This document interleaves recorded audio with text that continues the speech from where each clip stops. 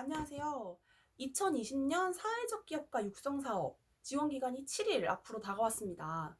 요거 준비하고 있는 마음 따뜻하고 실력 있는 분들 많으실 텐데요.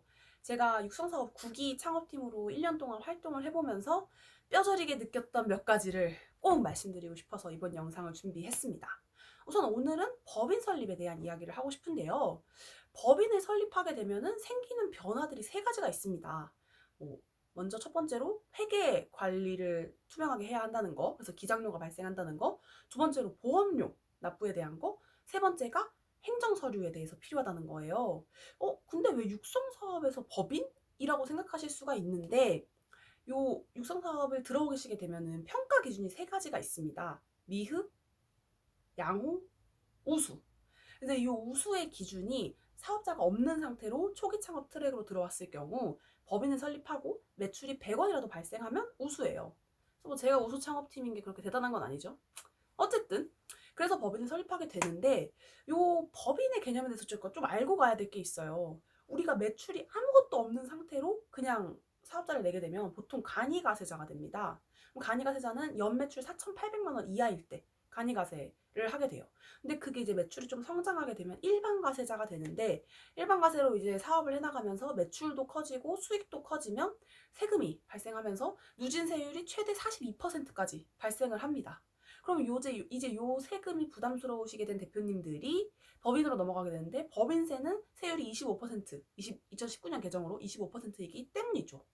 그래서 원칙적으로는 뭔가 내가 사업을 운영하다가 점점 매출이 커졌을 때 법인으로 하는 게 맞아요. 근데 왜 육성사업에서는 일단 법인을 세우도록 하느냐? 법인은 회계가 굉장히 투명해야 하기 때문이죠. 그래서 요 법인으로 만들게 되면 1년에 한 번 법인세를 납부하게 되고, 또 3개월에 한 번씩 부가가치세를 납부하게 됩니다.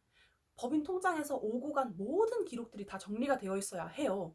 그럼 우리가 사업 초기에 매출을 일으키기에도 바쁜데 그걸 다 정리하기가 쉽진 않잖아요.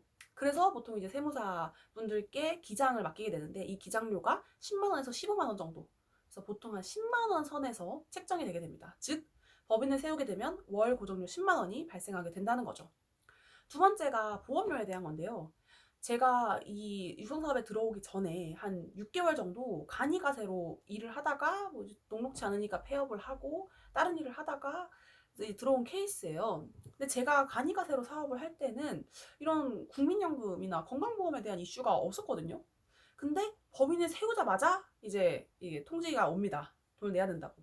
그래서 제가 전화해서 물어봤죠. 아니, 제가 지금 아직 매출이 10만 원도 안 되는데 이 돈을 내야 되나요? 근데 이거는 사업을 설립하고 또 이제 대표로 들어가시게 되잖아요. 그 경우에는 없어요. 이유가. 그냥 해야 돼. 근데 그 비용이 그렇게 낮지가 않습니다. 국민연금이랑 건강보험료 합쳐가지고 한 8만 원 정도 돼요.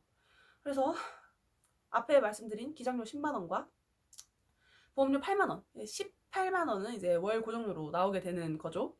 그리고 마지막 세 번째는 행정 서류에 대한 건데요.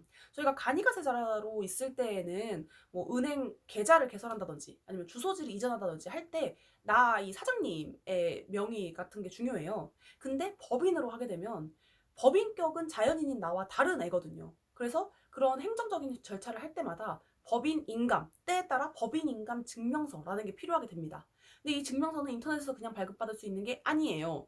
가까운 세무서에 가서 받아야 하거나, 뭐 어떠한 사유로 내가 이렇게 행정 절차가 이렇게 중요한 건지 몰라서 제일 처음에 만들었던 법인 인감이나 정관이나 뭐 주주총회 뭐 동의서나 뭐 RF 카드나 이런 것들을 잘 보관하지 않았다면 그냥 인터넷에서 쉽게 발급받을 수 있는 게 아니라 법원에 가야 됩니다. 서울 같은 경우에는 서울지방법원이 교대에 있죠. 그런 데를 이제 또 왔다 갔다 해야 하는 그런 상황들이 생겨요. 그래서 행정 서류들을 굉장히 잘 챙기는 것, 마치 나의 주민등록증처럼 챙기는 게 굉장히 중요합니다. 그래서 법인을 세우게 될 경우에 발생하는 세 가지 변화에 대해서 말씀드렸는데요. 행정 처리, 회계 정리를 잘 해야 되기 때문에 기장료가 발생한다. 또 보험료 납부하게 된다. 또 행정 서류를 잘 챙겨야 한다. 이 세 가지를 제가 말씀드린 이유는 이렇게 어렵고 복잡하니까 사업하지 마라, 법인 세우지 마라, 육성사업 하지 마라 이게 아니고, 내가 하게 되는 행위에 어떠한 책임을 지게 되는지, 나에게 어떠한 변화가 일어나게 되는지를 알고 시작하셨으면 좋겠는 마음에 저는 저는 그걸 모르고 시작을 해서 너무 고생을 많이 했어 가지고 혹시 이 영상을 보고 계시면서 2020년 사회적 기업가 육성 사업을 준비하시는 분들은 저와 같은 고생을 하지 않으시기를 바라는 마음으로 준비를 했습니다. 그러면 제가 이거 말고도 이 육성 사업 관련해서 꼭 알고 가셨으면 좋겠는 두 가지가 더 있거든요. 팀빌딩과 증빙의 고통. 그래서 요거는 이제 제가 다음 영상에서 말씀을 드리도록 하겠습니다. 이 영상이 도움이 되시고 재밌으셨다면 좋아요, 구독, 알림 설정까지 해주시면 좋겠습니다. 감사합니다.